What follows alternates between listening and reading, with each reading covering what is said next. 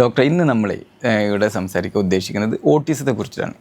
നമ്മൾ ഈ ശരിക്കും ഓട്ടിസം എന്നുള്ളത് ഇപ്പോൾ നമുക്കിപ്പോൾ ഇത് മോഡേൺ സയൻസ് ഇപ്പോഴത്തെ ഈ കാലത്ത് നമുക്ക് പെട്ടെന്ന് തന്നെ നമുക്കത് പിന്നെ മനസ്സിലാക്കാൻ പറ്റുമെന്നാണ് ഞാൻ മനസ്സിലാക്കിയിട്ടുള്ളത്.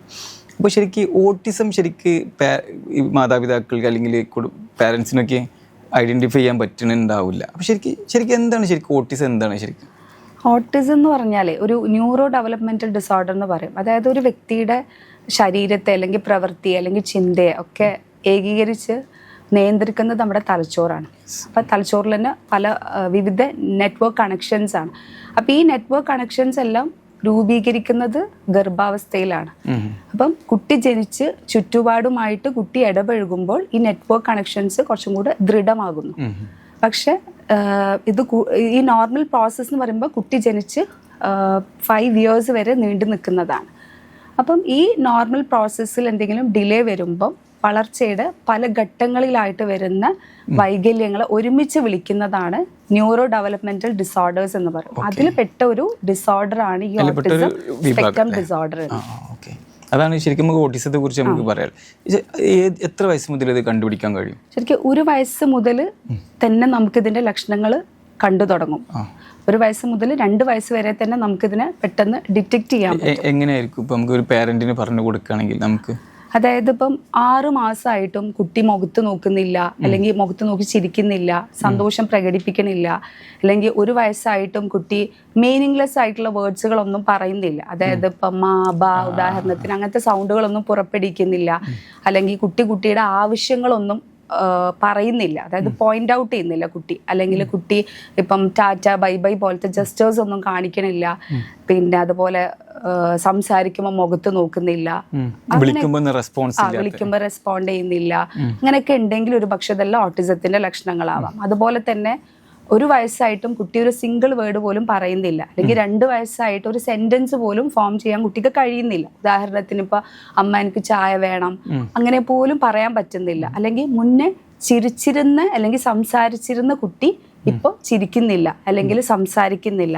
ഇങ്ങനെ എല്ലാം കാണുകയാണെങ്കിൽ ഒരു പക്ഷെ ഇതെല്ലാം ഓട്ടിസത്തിന്റെ ലക്ഷണങ്ങളാവാം. ഫസ്റ്റ് കാണിക്കേണ്ടത് ഒരു പീഡിയാട്രിക്കിനെയാണോ അതോ എന്താണ് അതിൽ ഫസ്റ്റ് ഏത് ഡോക്ടറെ കാണിക്കും? സൈക്കോളജിസ്റ്റിനെയാണോ സൈക്കാട്രിസ്റ്റിനെയാണോ? എങ്ങനെയാണ് ഇതിന്റെ ഒരു ഇത് വരിക? ഇങ്ങനെ എന്തെങ്കിലും ലക്ഷണങ്ങൾ കാണുകയാണെന്നുണ്ടെങ്കിൽ ഓട്ടിസത്തിന്റെ പ്രധാനമായ ഇതെന്താന്ന് വെച്ചാൽ ട്രീറ്റ്മെന്റ് നമ്മൾ മെയിനായിട്ട് തെറപ്പിയാണ് കൊടുക്കുന്നത്. അപ്പൊ എത്ര നേരത്തെ മെഡിസിൻസ് ഒന്നുമില്ല. അപ്പൊ നമ്മൾ എത്ര നേരത്തെ ഡിറ്റക്ട് ചെയ്യുന്നു അത്രത്തോളം മാറ്റങ്ങൾ കൊണ്ടുവരാൻ സാധിക്കും. അപ്പൊ അതുകൊണ്ട് നമ്മൾ ഒരു സൈക്യാട്രിസ്റ്റിനെയോ അല്ലെങ്കിൽ ഒരു പീഡിയാട്രീഷ്യനെയോ നമുക്ക് കാണിക്കണം. ഓക്കെ. അപ്പോൾ ഞാൻ എൻ്റെ ചോദ്യം എന്താ വെച്ച് കഴിഞ്ഞാൽ, അടുത്തൊരു ചോദ്യം എന്താ വെച്ച് കഴിഞ്ഞാൽ, ഇപ്പോൾ നമ്മൾ സ്കൂളുകളിലേക്ക് ആക്കുമ്പോഴാണ് പല മാതാപിതാക്കളും ഈ അംഗനവാടി അതല്ലെങ്കിൽ ഈ പ്രീ പ്രൈമറി സ്കൂളുകളുടെ മോണ്ടിയിലേക്കൊക്കെ ആക്കുമ്പോഴാണ് അപ്പോഴാണ് ശരിക്കും ഇവർ കുറിച്ച് ബോധേഡാവുന്നതെന്നാണ് ഞാൻ മനസ്സിലാക്കിയിട്ടുള്ളത്. അതിന് മുന്നൊക്കെ ഇവർ കൂടുതൽ ഈ കാര്യത്തിനെ കുറിച്ചിട്ട് അത്ര അവയർനെസ് ഇല്ല എന്നാണ് എനിക്ക് തോന്നുന്നത്. ശരിക്കും ഇവർ 1 വയസ്സ് മുതൽ ഈ 3 വയസ്സിൻ്റെ ഉള്ളിൽ ഈ സൈക്കാട്രിസ്റ്റിനെ പോയി കാണിക്കുകയാണെങ്കിൽ, അല്ലെങ്കിൽ നല്ലൊരു പീഡിയാട്രിക് എക്സ്പെർട്ടിനെ കാണിക്കുകയാണെങ്കിൽ ഐഡന്റിഫൈ ചെയ്യാൻ പറ്റും അല്ലെ, തെറാപ്പിയിലേക്ക് ഗൈഡ് ലൈൻസ് കൊടുക്കാൻ പറ്റും. അതാ നേരത്തെ കണ്ടുപിടിച്ചു കഴിഞ്ഞാൽ നമുക്ക് ഒരുപാട് മാറ്റങ്ങൾ കുട്ടികളുടെ ജീവിതത്തിൽ. നമ്മൾ സാധാരണ ഇപ്പൊ സ്കൂളുകളിൽ ഇങ്ങനത്തെ കുട്ടികളൊക്കെ ഒരു ടീച്ചേഴ്സിന് മാനേജ് ചെയ്യാൻ ബുദ്ധിമുട്ടുണ്ടാവും വന്നു കഴിഞ്ഞാൽ, കാരണം റൊട്ടീൻസ് ഒന്നും ചെയ്യാൻ ഒരു കാര്യം ഉണ്ടാവില്ലല്ലോ.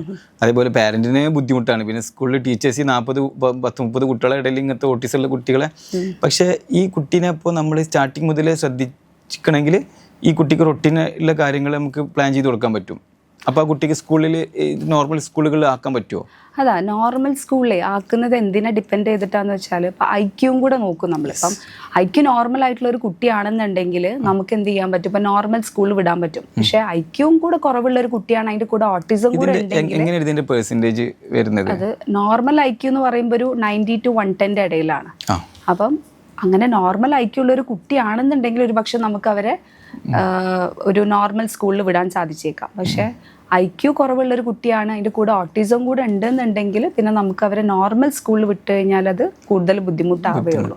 അപ്പൊ അത് അങ്ങനെ വരുമ്പോൾ നമ്മൾ സ്പെഷ്യൽ സ്കൂളും ശരിക്കും നമ്മൾ ഇതിനുള്ള എന്തൊക്കെയാണ് ഇതിന്റെ ശരിക്കുള്ള മെഡിക്കേഷൻസ്, ഐ മീൻ എന്താണ് ഇതിന്റെ ഒരു ട്രീറ്റ്മെന്റ് പ്രധാനമായി നമ്മൾ പറഞ്ഞല്ലോ, നമ്മൾ എത്ര നേരത്തെ കണ്ടുപിടിക്കുന്നു അതിലാണ് കാര്യമുള്ളത്. അപ്പം സ്പീച്ച് തെറപ്പിയാണ് നമ്മൾ മെയിനായിട്ട്. കാരണം ഇതിൻ്റെ ഒരു ഇപ്പോൾ ഓട്ടിസം എന്ന് പറഞ്ഞു കഴിഞ്ഞാൽ പ്രധാനമായിട്ട് പറയുന്നത് ഡെഫിസിറ്റ്സ് ഇൻ സോഷ്യൽ കമ്മ്യൂണിക്കേഷൻ എന്നാണ്. അതായത് ഒന്നുകിൽ വെർബൽ കമ്മ്യൂണിക്കേഷൻ ആവാം, അല്ലെങ്കിൽ നോൺ വെർബൽ കമ്മ്യൂണിക്കേഷൻ. അതായത് ഇപ്പോൾ ഉദാഹരണത്തിന് കുട്ടി സംസാരിക്കുമ്പോൾ മുഖത്ത് നോക്കുന്നില്ല, അല്ലെങ്കിൽ അതുപോലെ തന്നെ അമ്മയുടെയോ അല്ലെങ്കിൽ അച്ഛൻ്റെയോ മുഖത്ത് വരുന്ന എക്സ്പ്രഷൻസ് കുട്ടിക്ക് മനസ്സിലാവുന്നില്ല.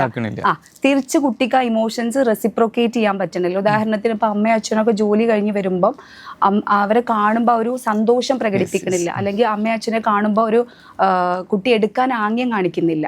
അപ്പോൾ ഇതെല്ലാമാണ് അതിൻ്റെ പ്രധാനമായിട്ടുള്ള ലക്ഷണങ്ങൾ.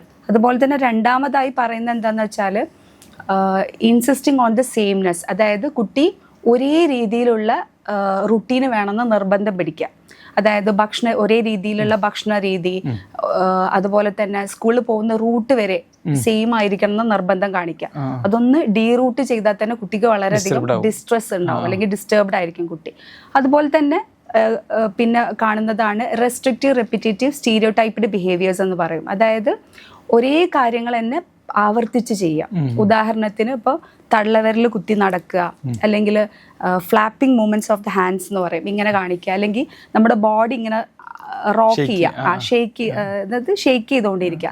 അപ്പം ഇങ്ങനെ ആവർത്തിച്ച് ചെയ്യുക. അതെല്ലാം ഈ ഓട്ടിസത്തിന്റെ ഒരു റിപ്പിറ്റേറ്റീവ് സ്റ്റീരിയോടൈപ്ഡ് ബിഹേവിയേഴ്സിന്റെ ഉദാഹരണങ്ങളാണ്.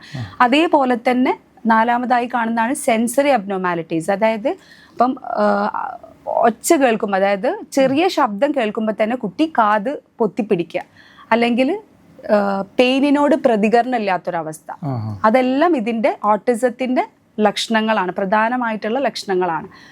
അപ്പം ട്രീറ്റ്മെൻറ്റ് പ്രധാനമായിട്ടും പറയുന്നത് നോൺ വെർബൽ കമ്മ്യൂണിക്കേഷൻ ഇംപ്രൂവ് ചെയ്യുക എന്നുള്ളതാണ്. അപ്പം അതിന് വേണ്ടിയിട്ട് മെയിനായിട്ട് നമ്മൾ ചെയ്യുന്നത് സ്പീച്ച് തെറാപ്പിയാണ്. ഇതിന് പൂർണ്ണമായിട്ടൊരു ട്രീറ്റ്മെന്റ് ഇല്ല, അല്ല ക്യൂർ ചെയ്യാൻ കഴിയും. അത് ക്യൂർ ചെയ്യാന്ന് പറഞ്ഞു കഴിഞ്ഞാൽ നമുക്കിപ്പോൾ അതായത് ഇപ്പോൾ ഒരു ഐക്യു നോർമൽ ആയിട്ടുള്ള ഒരു കുട്ടിയാണ്, ഓട്ടിസം ഉണ്ടെന്നുണ്ടെങ്കിൽ നമ്മൾ നേരത്തെ കണ്ടുപിടിച്ച് തെറപ്പീസ് എല്ലാം, അല്ല ഈ പറഞ്ഞ എല്ലാ തെറപ്പീസും, speech therapy, occupational therapy, behavioural therapy, ഇതൊക്കെയാണ് ഇതിന്റെ പ്രധാനമായിട്ടുള്ള ട്രീറ്റ്മെന്റ്. അല്ലാതെ മരുന്നൊന്നുമില്ല ഇതിന്. അപ്പം എത്ര നേരത്തെ കണ്ടുപിടിച്ച് ചികിത്സ ആരംഭിക്കുന്നോ അത്രത്തോളം ഇംപ്രൂവ്മെന്റ് നമുക്ക് കുട്ടികളുടെ ഫങ്ഷനിങ്ങിലായാലും പഠനത്തിലായാലും ഒക്കെ നമുക്ക് കൊണ്ടുവരാൻ സാധിക്കും. ഈ മൊബൈൽ വില്ലനാണോ ഇതിന്? അതാ, മൊബൈൽ ഒരു കാരണമാകുന്നുണ്ട്. അതാ, സ്ക്രീൻ ടൈം കൂടുന്ന കുട്ടികളുടെ ഒരു വെർച്വൽ ഓട്ടിസം എന്ന് പറഞ്ഞിട്ടൊരു ഇത് വരുന്നുണ്ട്. അപ്പൊ അത് എന്താന്ന് വെച്ചാല് ഈ പറഞ്ഞ പോലെ തന്നെ, അതായത് കുട്ടികൾ കൂടുതൽ സമയം സ്ക്രീനിലാവുമ്പോൾ ബാക്കി ആളുകളായിട്ടൊന്നും, അല്ലെങ്കിൽ സമപ്രായക്കാരായിട്ട് ഇടപഴകുന്നില്ല, മിങ്കിൾ ചെയ്യുന്നില്ല, അവരുടേതായ ഒരു ലോകം സൃഷ്ടിക്കുകയാണ് ഈ ഇതുമായിട്ട്, സ്ക്രീനുമായിട്ട്. അപ്പൊ അങ്ങനെ വരുമ്പോൾ അങ്ങനെ ഒരു വെർച്വൽ ഓട്ടിസം എന്ന് പറഞ്ഞിട്ടും ഇപ്പൊ കണ്ടുവരുന്നുണ്ട്. അങ്ങനെ ഒരു സംഭവം കണ്ടുവരുന്നുണ്ട് അല്ലേ? ഇതിൽ പാരന്റ് ശ്രദ്ധിക്കേണ്ട കാര്യം, എത്രയും പെട്ടെന്ന് ഇങ്ങനെ എന്തെങ്കിലും ഒരു വിഷയം കണ്ടാൽ അവരത് എത്രയും പെട്ടെന്ന് കാണിച്ചു കഴിഞ്ഞാൽ അവർക്ക് കൂടുതൽ ബുദ്ധിമുട്ടില്ലാത്ത രീതിയിൽ പിന്നെ കുട്ടിയെ നമുക്ക് മോൾഡ് ചെയ്യാൻ കഴിയും. തീർച്ചയായും സ്പീച്ച് തെറാപ്പികളും ഒന്ന് സ്റ്റാർട്ടിങ്ങിൽ അങ്ങനെ നടന്നു കഴിഞ്ഞാൽ പിന്നെ നമ്മൾ കൂടുതൽ ബുദ്ധിമുട്ടേണ്ടി വരില്ല. ഇതിൽ എനിക്ക് പലർക്കും തോന്നുന്ന ഒരു സംശയമാണ്, ഇപ്പം നമ്മൾ ഈ ഓട്ടിസം ഇപ്പോൾ ഒരുപാട് പുതിയ മോഡേൺ സയൻസിൽ ഒരുപാട് പേരുകൾ നമ്മൾ ചേർക്കല്ല ഉള്ള സംഭവങ്ങൾ. ഡോക്ടേഴ്സിന് അത് മുന്നേ അറിയാവുന്ന കാര്യമാണ്. പക്ഷെ ഇപ്പോൾ പബ്ലിക്കിൻ്റെ ഇടയിൽ ഇപ്പോൾ ഒരുപാട് അവയർനെസ് ആയിട്ട് കിട്ടുന്നുണ്ട്. അതിൽ ഒരുപാട് തെറ്റുണ്ട്, ഒരുപാട് ശരിയുണ്ട്. പക്ഷെ ആൾക്കാർ ഭയങ്കര ടെൻസ്ഡാണ്. അപ്പോൾ ഇങ്ങനെ ഇതൊക്കെ മുന്നേ ഉണ്ടായിരുന്ന സംഭവങ്ങൾ തന്നെ അല്ലേ, അതോ ഇപ്പോൾ അത് വന്നതൊന്നുമല്ലല്ലോ? അപ്പോൾ ഇതൊക്കെ എങ്ങനെയാണ് ഡോക്ടർ ഇപ്പോൾ ഒ പിയിലേക്ക് വരുമ്പോൾ ആൾക്കാർ ഇങ്ങനത്തെ കാര്യങ്ങളൊക്കെ ആയിട്ട് വരാറുണ്ടോ മുന്നേ ഇപ്പോഴൊക്കെ? അതായത് പണ്ട് ഇത് ഇല്ലാഞ്ഞിട്ടല്ല, പണ്ടും ഇത് ഉണ്ട്. പക്ഷെ എന്താന്ന് വെച്ചാൽ വ്യത്യാസം എന്താന്ന് വെച്ചാൽ ഇപ്പൊ ജനങ്ങൾക്കിടയിൽ പബ്ലിക് അവയർനെസ് ഉണ്ട്. കാരണം സോഷ്യൽ മീഡിയ ഇത്രേ പ്രിവലന്റ് ആയിട്ടിരിക്കുന്ന ഒരു കാലഘട്ടത്തിൽ നമ്മൾ ജീവിക്കണം. അപ്പൊ അതുകൊണ്ട് പലർക്കും ഇത് എന്താണ് ഇതിന്റെ ലക്ഷണങ്ങൾ എന്നുള്ള തുടക്കത്തിൽ തന്നെ തിരിച്ചറിയാൻ സാധിക്കുന്നുണ്ട്. അപ്പൊ അതുകൊണ്ട് തന്നെ ചെറിയ മാറ്റങ്ങൾ കാണുമ്പോൾ തന്നെ പാരൻസ് ഭയങ്കര പാനിക്കായിട്ട് അവർ നമ്മളെ അടുത്തേക്ക് കൊണ്ടുവരികയാണ്. എൻ്റെ കുട്ടിക്ക് ഓട്ടിസം ഉണ്ടെന്ന് തോന്നുന്നു, കുട്ടി സംസാരിക്കണില്ല എന്നൊക്കെ പറഞ്ഞിട്ട് കുറച്ചും കൂടെ. ചില കുട്ടികൾക്ക് ചെവി കേൾക്കാത്ത പ്രശ്നങ്ങൾ ഉണ്ടാവുമല്ലോ. ഇപ്പം നമ്മൾ പിന്നെ എല്ലാ ഗർഭസ്ഥ ശിശു ഹോസ്പിറ്റലിൽ ഡിസ്ചാർജ് ആകുമ്പോഴേക്ക് നമ്മൾ ചിലർ ചോദിക്കാണ്ട് എന്തിനാ അതൊക്കെ ചെയ്യണമെന്നൊക്കെ ചോദിക്കലുണ്ട്. പക്ഷെ അത് ഓക്കെ, അപ്പം തന്നെ നമുക്ക് ഐഡന്റിഫൈ ചെയ്യാൻ പറ്റും. ഓഡിയോളജി ടെസ്റ്റ് നമ്മൾ ചെയ്യുന്നുണ്ട്. അപ്പോൾ അങ്ങനെ ചിലപ്പോൾ ഇങ്ങനെ ഈ ഓട്ടിസം ചില കുട്ടികൾ ചെവി കേൾക്കാത്തതുകൊണ്ട് റെസ്പോണ്ട് ചെയ്യാതിരിക്കുമല്ലോ അല്ലേ? അപ്പോൾ എല്ലാവർക്കും ഓട്ടിസം ആവണമെന്നില്ല. പക്ഷെ നമ്മളത് ചില ഒരു പിന്നെ ഫോർമാറ്റ് ഉണ്ടാക്കിയിട്ട് അത് നോക്കുകയായിരിക്കും നല്ലത് അല്ലേ? ശരിക്കും ഇന്ന കംപ്ലൈൻസ് ഉണ്ടോ എന്നൊക്കെ എങ്ങനെയായിരിക്കും അത്? അതാ നേരത്തെ നമ്മൾ പറഞ്ഞല്ലോ, കുറച്ച് റെഡ് ഫ്ലാഗ് സൈൻസ് പറഞ്ഞല്ലോ, അതെല്ലാം നോക്കിയിട്ട് അങ്ങനെ എന്തെങ്കിലും കുട്ടികളുടെ മൈൽ സ്റ്റോൺസിൽ അങ്ങനെ എന്തെങ്കിലും ഡിലേ ഉണ്ടോ എന്നുള്ളത് നോക്കാം. പിന്നെ അതുപോലെ തന്നെ കുട്ടി ഇപ്പൊ വിളിച്ചു കഴിഞ്ഞാൽ വിളി കേൾക്കുന്നില്ല, അല്ലെങ്കിൽ ഇപ്പൊ ഒരു ശബ്ദം കേൾക്കുമ്പോൾ കുട്ടി ഒരു കുലുക്കം ഇല്ലാണ്ട് ഇങ്ങനെ ഇരിക്കുകയാണ്, അങ്ങനെയൊക്കെ ആണെന്നുണ്ടെങ്കിൽ നമുക്ക് ചെവിയുടെ കേൾവി ടെസ്റ്റും കൂടെ ചെയ്യുന്നത് നല്ലതായിരിക്കും. പിന്നെ ഇപ്പം പണ്ടത്തെ പോലെ അല്ല, കുട്ടി ജനിച്ച ഉടനെ തന്നെ ഓഡിയോളജി ടെസ്റ്റ് എല്ലാ ഹോസ്പിറ്റൽസിലും ചെയ്യുന്നുണ്ട്.